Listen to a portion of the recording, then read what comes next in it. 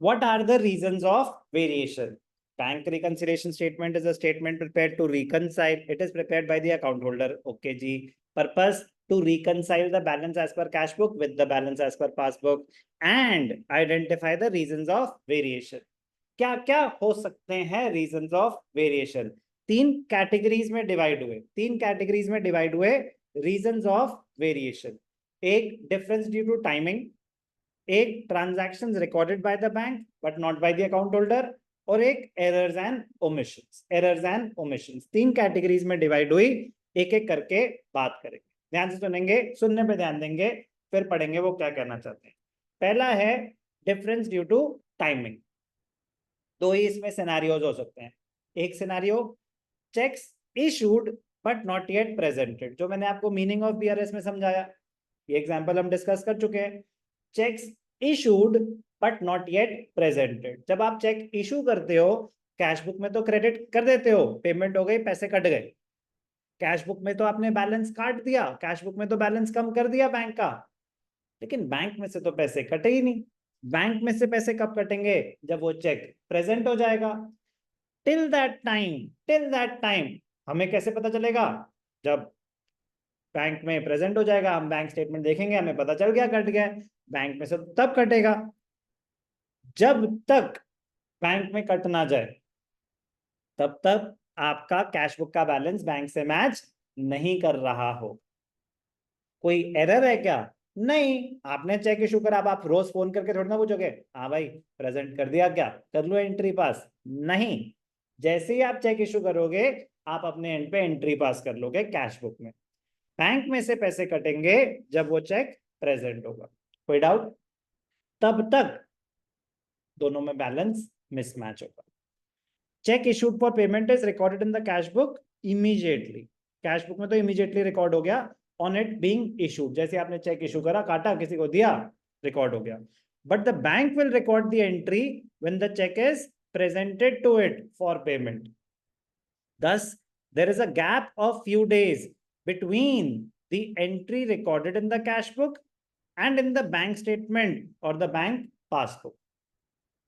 If BRS is prepared on a date between the date of issue of check and its presentation to the bank for payment, difference will arise. For example, सोचो कि आपने 28 मार्च को check issue करा. सुनने पे ध्यान देंगे. 29 मार्च को चेक इशू करा. 29 मार्च को चेक इशू करा, कितने का? 20,000 रुपए का. आपने कैश बुक में तो पैसे काट लिए, बट वो बैंक में जाके प्रेजेंट हुआ 2 अप्रैल को. तो 31 मार्च को जब मंथ एंड हुआ, आपके कैश बुक का बैलेंस तो कम आ रहा होगा. बैंक में से पैसे कटेगा 31 मार्च को, बैंक में से तो पैसे कटे नहीं, बैंक का बैलेंस तो ज्यादा आ रहा होगा. बट कहीं गलत थोड़ी ना है. कैश बुक अपने एंड पे सही है, बैंक स्टेटमेंट अपने एंड पे सही है, लेकिन हमें बताना पड़ेगा कि ये रीजन क्या है, ये आपका बैलेंस मैच क्यों नहीं कर रहा बैंक के साथ. तो अगर 31 मार्च को हम बुक्स बना रहे हैं, for example, a check of 20,000 is issued on 29th March, which is presented in the bank on 2nd April. Issue of check will be recorded in the cash book. Cash book में तो आप 29 मार्च को ही record कर दोगे, cash book में से पैसे भी कट जाएंगे, but bank will record the entry on 2nd April. तो 31 मार्च को जब बुक्स क्लोज होंगी, cash book balance will be less than the passbook balance by 20,000. कोई डाउट? तो है ना reason of variation. Cheque issued but not yet presented for payment. कोई डाउट? सेकेंड रीजन क्या हो सकता है? Timing difference. Cheques deposited not yet cleared. ध्यान से देखेंगे, cheques deposited not yet cleared. आपने मुझे चेक दिया, चेक रिसीव फ्रॉम कस्टमर, तो bank account debited to X. Assuming मैंने सेम डे डिपॉजिट कर दिया. आपने मुझे चेक दिया, मैंने घर जाते जाते बैंक में डिपॉजिट कर दिया, ड्रॉप बॉक्स में डाल दिया. मैंने चेक रिसीव करा 3 अगस्त को, तो मैंने तो कैश बुक में एंट्री पास कर दी. अब आज सैटरडे है. अब अगर मैं जाके बैंक में चेक डिपॉजिट कर भी दूं, तो क्या मेरे बैंक के अकाउंट में पैसे ट्रांसफर हो जाएंगे? नहीं. क्लियरिंग होती है. क्या होता है? एक प्रोसेस होता है क्लियरिंग में क्या होता है? फॉर एग्जाम्पल, आपका अकाउंट है आईसीआईसीआई में. किसमें है? ICICI axis. ठीक है, एक्सिस में है आपका, ठीक है ना. आपका अकाउंट है एक्सिस में, मेरा अकाउंट है एचडीएफसी में. आपने मुझे चेक दिया, मैंने चेक डिपॉजिट करा. मैं चेक कहाँ डिपॉजिट करूं? एक्सिस में जाके डिपॉजिट करूं या HDFC में? आपका अकाउंट है एक्सिस में, आपने मुझे चेक दिया एक्सिस बैंक का, मेरा अकाउंट है HDFC में, मैं वो चेक कहाँ जाके डिपॉजिट करूं? एक्सिस बैंक या HDFC? चलो भगवान का शुक्र है, HDFC में डिपॉजिट करूंगा मैं, जहां पे मैं मेरे को मिले ना पैसे, मैं तो अपने अकाउंट में डिपॉजिट करूंगा, तो मैं HDFC में जाके डिपॉजिट करूंगा। अब क्लियरिंग प्रोसेस क्या होता है आज की डेट में? आज की डेट में क्या, क्लियरिंग हमेशा ही RBI के through, RBI reserve bank of India, वो क्लियरिंग फंक्शन परफॉर्म करते हैं। अब क्या होता है सिनेरियो, जनरल नॉलेज के लिए, ठीक है ना, आपको मतलब ऐसा नहीं कि याद करना है, प्रोसेस समझना है। HDFC वाले आज की डेट में डिजिटल प्रोसेस होता है, वो चेक को स्कैन करके स्कैन कॉपी भेजते हैं RBI के पास कि भैया ICICI एक्सिस एक्सिस से ये पैसे ट्रांसफर करा दो। तो वो अप्रोच करेंगे एक्सिस जहां पे आपका अकाउंट है। कैसे? कॉपी भेज दी, चेक की कॉपी भेज दी, कह रहे जरा चेक करो, पहली बात तो ये चेक सही है कि नहीं है, ऑथेंटिक है कि नहीं है, साइन मैच कर रहे हैं कि नहीं कर रहे, अकाउंट में पैसे हैं कि नहीं है, कोई एरर तो नहीं है, कोई ओवर राइटिंग तो नहीं है, सारे स्टेजेस क्रॉस हो गए, तो पैसे एक्सेस से HDFC में ट्रांसफर हो जाएंगे। कोई डाउट? इस प्रोसेस को बोलते हैं क्लियरिंग, इस प्रोसेस को बोलते हैं क्लियरिंग। तो पहले इसमें 2 दिन लग जाते थे, पहले तो 4-4 दिन भी लग जाते थे, आज की डेट में 1 वर्किंग डे में हो जाता है। बट फिर भी मैंने चेक डिपॉजिट करा तो बैंक में इमीडिएटली पैसे तो आ नहीं जाएंगे, लेकिन कैश बुक में तो एंट्री आ गई, कैश बुक का बैलेंस तो बढ़ गया। बैंक का बैलेंस तब तक नहीं बढ़ेगा जब तक वो चेक क्लियर ना हो जाए, जब तक वो चेक क्लियर ना हो जाए।